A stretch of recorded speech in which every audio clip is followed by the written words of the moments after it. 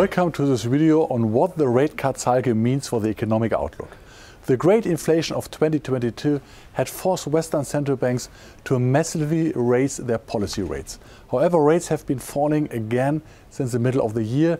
This big swing in monetary policy is significantly improving the economic environment. Survey-based sentiment indicators are likely to recover from the spring.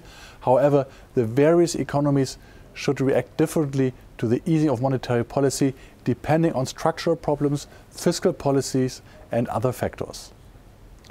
The German economy should also benefit from monetary policy easing from spring onwards, especially as around two-thirds of the 2022 energy price shock has been reversed. However, due to the erosion of competitiveness since the Merkel years, many companies are holding back on investing in Germany. We expect growth of only 0.2% in 2025. Turning to the US, the massive interest rate hikes from 2022 to 23 did not push the US economy into the feared recession in 2024. Insofar, there's hardly any room for further stimulating US growth through monetary easing. Instead, growth should normalize to 2.3% next year after an estimated strong 2.7% this year. Due to the increased inflation risk caused by Trump's suggested tariffs, the Fed is likely to end the rate cut process at 4%. However, the Fed will not go so far as to raise rates, as Donald Trump will put the Fed under public pressure. Regarding China, the central bank has also eased its monetary policy. However, this hardly changes the fundamental problem of the Chinese economy.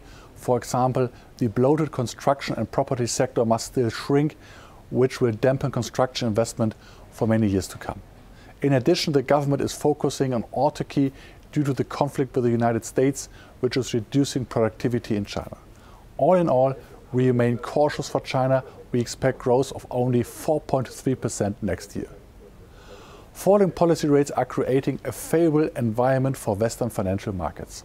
This is particularly true for the equity markets in the US. In the past, the major US equity indices regularly benefited from interest rate cuts, provided the US economy avoided recessions and corporate profits did not collapse.